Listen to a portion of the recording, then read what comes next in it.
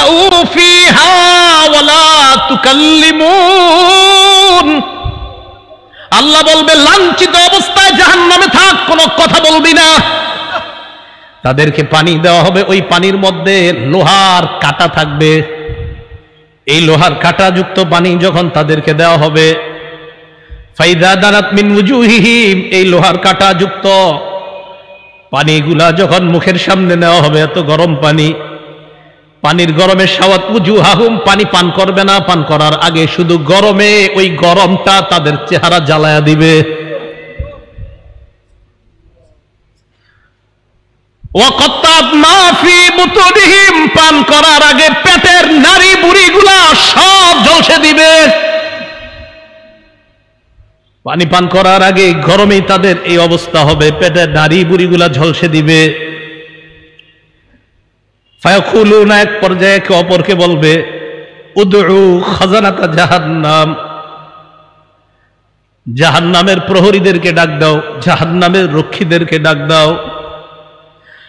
জাহান্নামের রক্ষী ফেরেশতারা বলবে, বলো কি বলবা? বলবে আর সহ্য করতে পারি না। রক্ষীরা বলবে, আলাম তাকু তাতিকুম রুসুলুকুম বিল বায়িনাত, রসুলরা কি তোমাদের কাছে দাওয়াত নিয়ে আসে নাই? তারা বলবে বালা, এসেছে, তো গ্রহণ কেন করো নাই? এবার তারা বলবে প্রহরীদেরকে ডাক দিয়ে লাভ নাই, উদউ মালিকা, জাহান্নামের দারোগা মালিককে ডাক দাও। ওয়ানাদাউ ইয়া মালিকুল ইয়াকদি আলাইনা রাব্বুক, জাহান্নামের দারোগা মালিককে ডাক দিবে, ডাক দিয়ে বলবে, ও মালিক, আল্লাহরে বলো আল্লাহ যেন আমাদেরকে মৃত্যু দিয়ে দেয়। জাহান্নামের দারোগা মালিককে যখন তারা ডাক দিবে, মালিক তাদের ডাকে সাড়া দিবে। ইমাম আহমদ বলেন, নুব্বিতু আন্না বাইনা দুআইহিম ওয়া বাইনা ইজাবাতি মালিকিন ইয়াহুম আলফা আম, মালিক তাদের ডাকে সাড়া দিবে 1000 বছর পর। ডাক দিবে মালিক 1000 বছর পর। জাহান্নামের দারোগা মালিক বলবে, বলো কি বলবা? 1000 বছর পর বলবে, কি বলবা বলো। আল্লাহ আমাদেরকে হেফাজত করেন। তারা বলবে আল্লাহরে বলো আল্লাহ যেন আমাদেরকে মরণ দিয়ে দেয় জাহান্নামে। মালিক বলবে, ইন্নাকুম মাকিসুন, চুপচাপ আযাব ভোগ করো।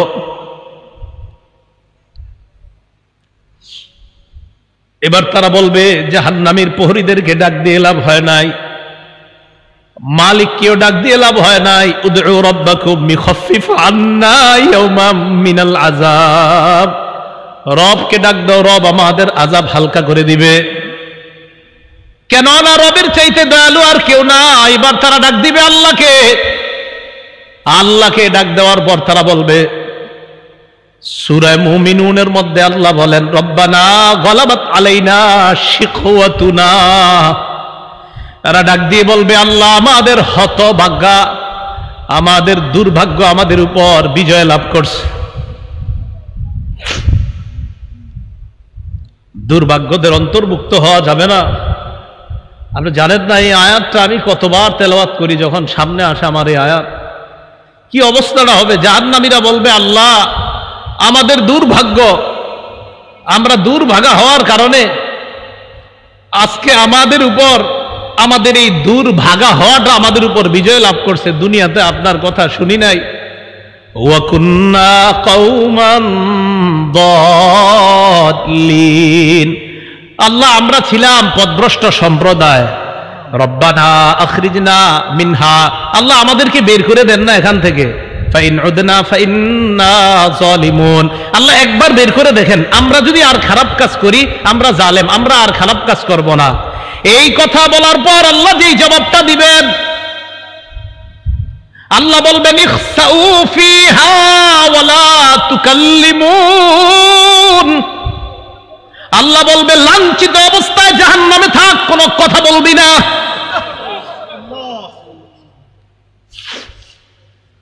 রব বলবে কথা বলবি না, চুপচাপ থাক। দয়াময় রব বলবে কথা বলবি না, চুপচাপ থাক।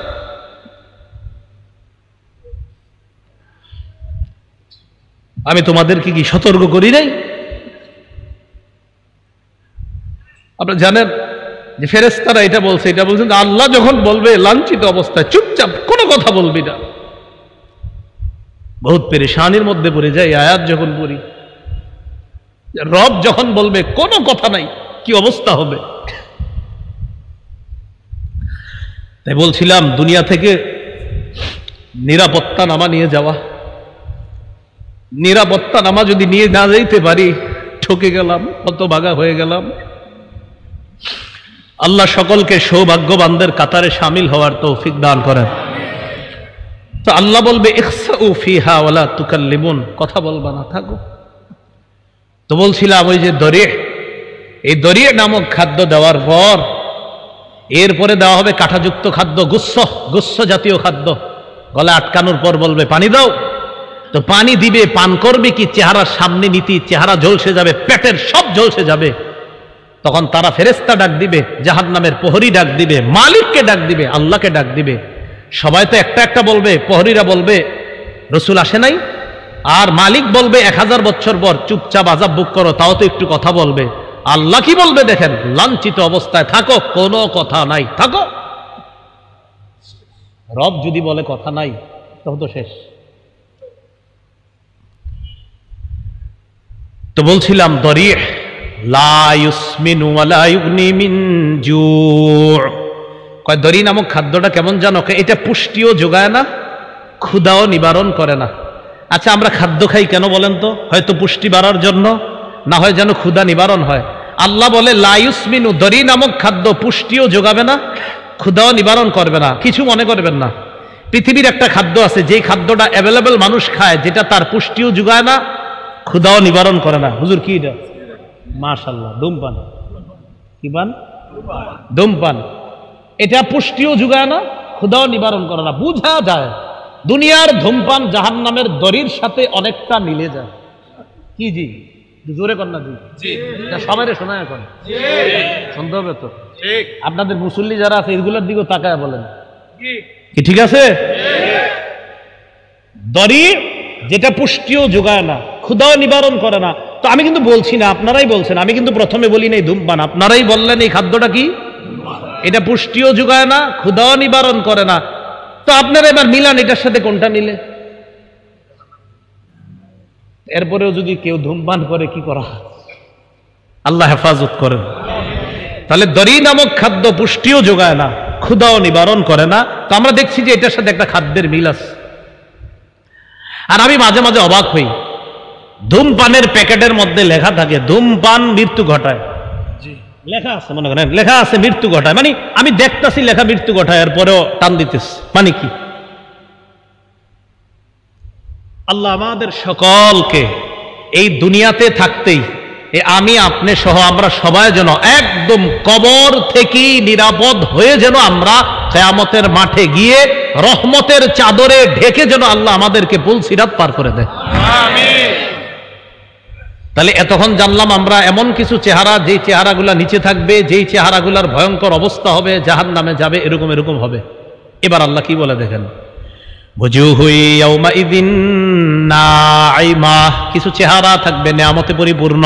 আলহামদুলিল্লাহ, আল্লাহ আপনি আমাদেরকে ওই চেহারাওয়ালা বানায়া দেন। লিসাইহা রাদিয়া, আগের চেহারাওয়ালাদেরকেও আল্লাহ বলছে দুনিয়ার মধ্যে তারা গুনাহের কাজ করছে, কষ্ট করার কারণে কিয়ামতের ময়দানে তারা ক্লান্ত।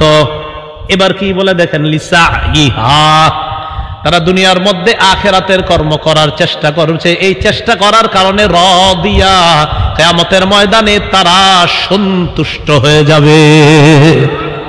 তাহলে আগের দল দুনিয়াতে খারাপ কর্ম করার কারণে ক্লান্ত, আর পরের দল দুনিয়াতে কর্ম করছে, কষ্ট করছে, বাকি তারা সন্তুষ্ট।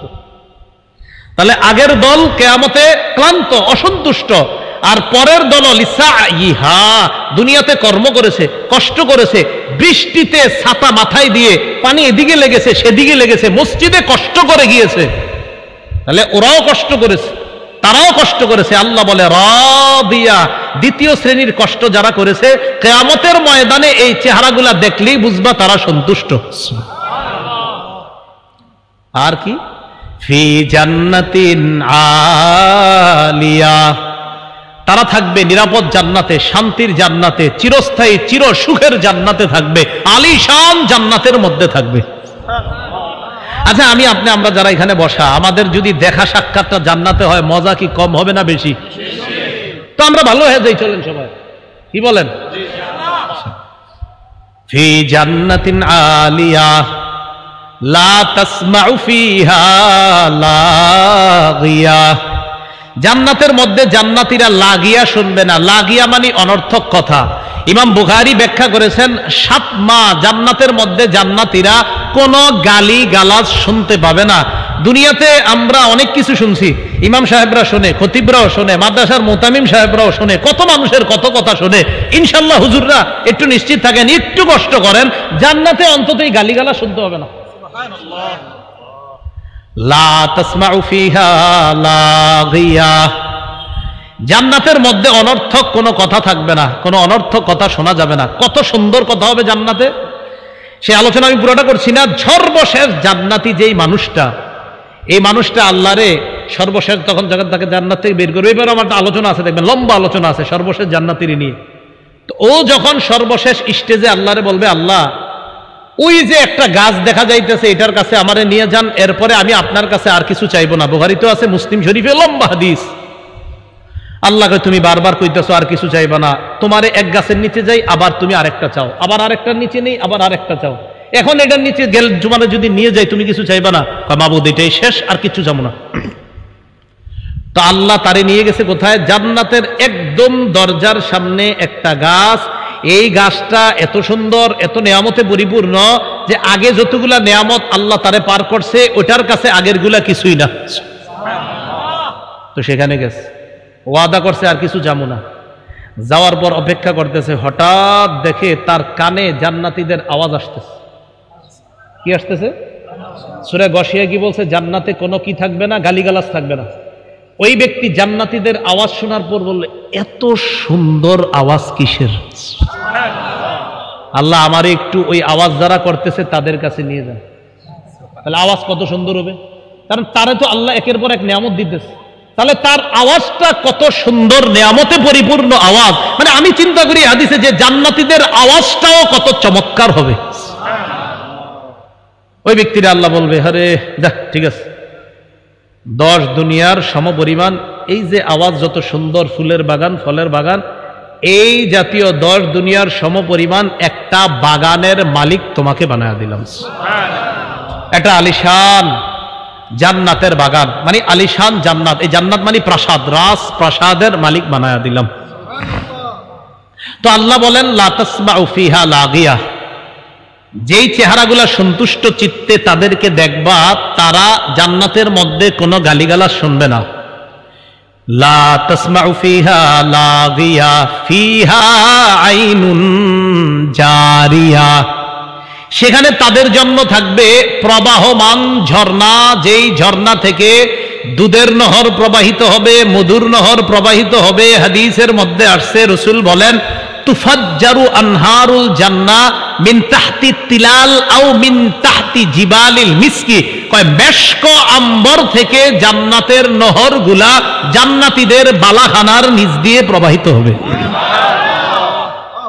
কক্সবাজার দেখলে মন চায়নি মাঝে মাঝে, টাকা পয়সা তো কম, মন চায় কিন্তু আপনাদের সবার, কিন্তু যে হুজুর ওই জায়গায় গেলে গুনাহ হয়, কেমনে যাবো? এ যায় না, দরকার নেই। জান্নাতে যখন যাবেন একবার, আপনি এনে বসবেন, আপনার বিবি আর একটায় বৈশা, দুজন আনন্দ উল্লাস করবেন, আর দেখবেন নহর প্রবাহিত হচ্ছে। আমাদের আনন্দ তো সেখানে হবে, এখানে না, ইনশাআল্লাহ। আল্লাহ বলেন, ফিহা আইনুন জারিয়া, প্রবাহমান ঝর্ণা থাকবে। ফিহা সুরুরুম মারফুআ, সেখানে উঁচু উঁচু পালং খাট বিছানো থাকবে, হযরত যেন সেখানে আরাম করতে পারে। কেমন উঁচু? তাফসীরের কিতাবের মধ্যে আসছে, এর খাটগুলা এমন উঁচু থাকবে, ইজা আরাদা ওয়ালিয়ুল্লাহি আইয়াজলিসা আলা তিলকা সুরুরি তাওয়াদাআত লাহু, আল্লাহর বন্ধুরা, আল্লাহর অলিগণ যখন ওই খাটের মধ্যে উঠতে চাইবে, খাট তো উঁচু, কয় খাট তার জন্য নত হয়ে যাবে, জি হযরত আসেন আমার মধ্যে বসেন।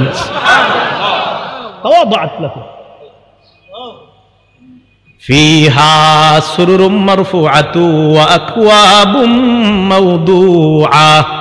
তো খাটে বসবেন, বসার পর দুনিয়াতে তো বিভিন্ন জন তারা বিভিন্ন মত টান দিছে যে ভাবসাব, আল্লাহ পাক রব্বুল আলামিন তো আপনাকেও দিবে যে তুমি তো দুনিয়াতে এই মদ টদ ছুঁয়েও দেখো নাই, তোমাকেও সেখানে শরাবান তহুরা পরিবেশন করে গ্লাসের মধ্যে ওই শরাব দিয়ে ফিহা আকওয়াবুম মাওদুআ, তোমার সামনে ওই শরাবান তহুরা যুক্ত ওইটা পরিপূর্ণ গ্লাসগুলা তোমার সামনে সাজানো থাকবে। নাও তুমি আর তোমার বিবি পান করতে থাকো। এজন্য বলছি একবার চলেন, কষ্টে কোনো মতে যাই, তাই গুনাহ করা যাবে না, ঠিক আছে না ইনশাআল্লাহ? গুনাহ আজকে থেকে ছেড়ে দেব ইনশাআল্লাহ। কালকে এই মুহূর্তে আমি যে কবরে থাকতে পারি, আপনি কবরে থাকতে পারেন, তো কি দরকার আছে, যেহেতু মরে যাবই তো কষ্ট কোনো মতে গুনাহ থেকে বাঁচি, বাস গুনাহ থেকে বাইচা মরবো ইনশাআল্লাহ। ওয়া নামারিকু মাসফুফা, তো খাটে বসে রয়েছেন আপনি, আর সামনে আপনার গ্লাস টালাস দেওয়া, এখন আপনি শরাবান তহুরা পান করবেন, তো একটু হেলান দেওয়া তো দরকার। আল্লাহ বলে ওয়া নামারিকু মাসফুফা, আরে কোনটা হেলান দিবা, সারি সারি বালিশ বিছানো থাকবে। ওয়া যারাবিয়্যু মাবসুসা, আচ্ছা তুমি যে তোমার খাটটায় গিয়ে উঠবা, টাইলসে পাড়া দিয়ে হাঁটবা, আরে না না, তোমার জন্য গালিচা বিছানো থাকবে, ওই গালিচার উপর হেঁটে হেঁটে তুমি তোমার ওই পালঙের মধ্যে বসে তুমি ওই সারি সারি যে বালিশগুলো আছে সেখানে তুমি হেলান দিয়ে বসবা। এইগুলা বলার পর আল্লাহ পাক রব্বুল আলামিন বলে যে এখন মানুষ মনে করতে পারে আচ্ছা আল্লাহ কি এগুলা দিবে, মনে করতে পারে যে এত বড় বড় খাট পালং ইত্যাদি, তা আল্লাহ বলে মিয়া চিন্তা করো না, আফালা ইয়ানজুরুনা ইলাল ইবিলি কাইফা খুলিকাত, তারা কি দেখে না ওটের দিকে, ওট কিভাবে সৃষ্টি করা হয়েছে, একটু ওটের দিকে দেখে না? ওয়া ইলাস সামাই কাইফা রুফিআত, আকাশের দিকে তাকায় না, আকাশ কিভাবে উঁচু করে রাখা হয়েছে। আচ্ছা একটু খুঁজি আমরা দেখি কোথায় খাম্বা আছে আকাশের, আসেনি না? খোঁজেন না একটু, আমরা দেখি আসেনি খাম্বা, নাই তো এইভাবে রয়েছি কেমন? এটা জোরে বলেন, কে রাখছে? কে রাখছে এইভাবে? আল্লাহ বলেন ওয়া ইলাস সামাই কাইফা রুফিআত, আরে খুঁটি ছাড়া আসমান যদি আমি এইভাবে রাখতে পারি, আর তোমাদেরকে এই নিয়ামতে পরিপূর্ণ জান্নাত দেওয়া তো আমার কাছে কোনো ব্যাপার না। ওয়া ইলাল জিবালি কাইফা নুসিবাত, খুব মন দিয়ে এই জায়গাটা বুঝেন, ওলামা হযরত আছেন, প্রথমে ওটের কথা বলছে, পরে আকাশের কথা, পরে পাহাড়ের কথা। কেন আগে ওটের কথা কেন? ওটের উপরে বৈশা, যখন আপনি ওটের উপরে বসবেন, বৈশাই একটু তাকান, আসমান দেখা যায়। ওট যখন চালাবেন, ওট সাধারণত পাহাড়ি অঞ্চলে চালানো হয়, আশেপাশে তাকায় দেখেন পাহাড়, তাই আল্লাহ বললেন তারা কি ওটের দিকে তাকায় না আরবের মানুষগুলা? তো ওটের উপরে বৈশা, এরপরে কি আকাশের দিকে তাকায় না, আসমান খুঁটি ছাড়া? আচ্ছা ঠিক আছে, চলতে চলতে ওয়াইলাল জিবালি, তারা কি পাহাড়ের দিকে তাকায় না? কাইফা মুসিবাত, কিভাবে পাহাড়টা স্থাপন করা হয়েছে। আচ্ছা তারা যে জমিনের উপর চলতেছে, ওয়াইলাল আরদি কাইফা সুতিহাত, জমিনের দিকে তাকায় না যে জমিনটা কিভাবে বিছিয়ে রাখা হয়েছে, আমি আল্লাহ বিছিয়ে দিলাম, আর ওই বিছানো জমিনের উপর তো তুমি ওটের মধ্যে আরোহণ করে আসমান আর পাহাড়গুলা দেখতে পাচ্ছ। তো এইগুলা দেখে তুমি কি বুঝো না আমি যে জান্নাত দিব? এরপরে আল্লাহ বলেন ফাযাক্কির, তো নবীজি সাল্লাল্লাহু আলাইহি সাল্লাম একটু চিন্তিত, আহারে আমি এত দাওয়াত দেই, কাফেররা কেন গ্রহণ করে না? কথার কথা, যেমন আজকে আপনারা আমি চাইছি যে এমন ভাবে বুঝাই যেন আজকে থেকে আর কেউ গুনাহ না করেন। তো এরপরে যদি কালকে গুনাহ করেন হইতে পারে কষ্ট লাগবে, আরে তো ভাবে কইলাম এরপরে গুনাহ করে। তো নবীজি দাওয়াত দেয়, এরপরে অনেকে দাওয়াত গ্রহণ করে না, কষ্ট লাগে যে আমি এত করে বুঝাই, গ্রহণ করে না কেন? আল্লাহ বললেন ফাযাক্কির, নবী আপনার কাজ আপনি শুধু ওয়াজ করতে থাকেন। সুবহানাল্লাহ, আপনার কাজ ফাযাক্কির, আপনি শুধু ওয়াজ করতে থাকেন। ইন্নামা আনতা মুযাক্কির, আপনি উপদেশ দিতে থাকেন, আপনি ওয়াজ করতে থাকেন, আপনি শুধু ওয়াজকারী, শুধু উপদেশ দাতা। লাস্তা আলাইহিম বিমুসাইতির, আপনি তাদেরকে জোর করে কিছু মানাবেন আমি এই জন্য আপনার পাঠাই নেই। আপনার কাজ শুধু বলা, গ্রহণ করবে না না করবে এটা আপনার দায়িত্ব না, আপনি শুধু ওয়াজ করার কাজ। লাস্তা আলাইহিম বিমুসাইতির, আপনি তাদের উপর নিয়ন্ত্রক নন, আপনি তাদের উপর বাধ্য না, তারা গ্রহণ করতেই হবে। আপনার কাজ ওয়াজ করা। বলেন আপনার কাজ কি? তো এখন যদি এই যুগে কেউ বলেন হুজুর এত ওয়াজ করেন কি লাভ, এত এত ওয়াজ করেন আসেনি। আমাদের কাজ কি শুধু পৌঁছায় দেওয়া, খতিব সাহেবের কাজ কি শুধু আর দোয়া করা। হ্যাঁ, দোয়া করা যে আল্লাহ কবুল যেন করে, আল্লাহ মানুষগুলা যেন কথাগুলা মানে, আল্লাহ মানুষগুলা যেন কথাগুলা মানে, বাস এতটুকু কাজ। বাকি হেদায়েত সে পাবে না না পাবে এটা আল্লাহ জানে। তো আল্লাহ বলেন ইল্লা মান তাওয়াল্লা ওয়া কাফার, যে ব্যক্তি আপনার দাওয়াত গ্রহণ না করে মুখ ফিরিয়ে নিবে, ওয়া কাফার আর কুফরি করবে, ফায়ুআযযিবুহুল্লাহুল আযাবাল আকবার, আল্লাহ তাকে বড় আযাব দিবে, বড় শাস্তি দিবে। ইন্না ইলাইনা ইয়াবাহুম, তাদের সবাইকে জানায়া দেন আমার কাছেই সকলে ফিরে আসতে হবে। সুম্মা ইন্না আলাইনা হিসাবাহুম, এরপর আমার দায়িত্ব তাদের হিসাব নেওয়া, আমি আল্লাহ তাদের হিসাব নিব। মনে রাখবেন ভাই, রাসূলুল্লাহ সাল্লাল্লাহু আলাইহি ওয়াসাল্লাম বলেন মান হুসিবা উযিবা, হিসাব যদি পুঙ্খানুপুঙ্খানু নিয়ে নেওয়াই হয় শাস্তি থেকে কেউ রেহাই পাবে না। আল্লাহ আমাদের সকলকে সূরা গাশিয়ার যেই কথাগুলা, মূল কথাগুলা, আমাদের আজকের মূল আলোচনা যেটা জানলাম, সূরা গাশিয়ায় আমরা মোটামুটি ভাবে বিস্তারিতভাবে দুই শ্রেণীর কথা জানলাম। এক শ্রেণী জাহান্নামী, আরেক শ্রেণী জান্নাতি। জাহান্নামীদের চেহারাগুলা বড় ভয়ঙ্কর পরিস্থিতির সম্মুখীন হবে, জান্নাতীদের চেহারাগুলা বড় হাস্যোজ্জ্বল হয়ে যাবে। জাহান্নামীরা দরি নামক ভয়ঙ্কর এক খাদ্যের সম্মুখীন হবে, জান্নাতীরা আলিশান জান্নাতে প্রবেশ করে শরাবান তাহুরা সহ বিভিন্ন নেয়ামতের সম্মুখীন হবে। আল্লাহ আমাদের সকলকে সৌভাগ্যবান তথা জান্নাতীদের অন্তর্ভুক্ত যেন দুনিয়াতে থেকেই নামটা লিখিয়ে যেতে পারি, আল্লাহ তৌফিক দান করেন। সর্বশেষ আমাদের সকলের সাক্ষাৎ যেন আল্লাহ আবার জান্নাতে করিয়ে দেয়। আল্লাহ আমাদের সকলকে কবুল করে নেন। আমিন। ওয়া আখিরু দাওয়ানা আনিল হামদুলিল্লাহ।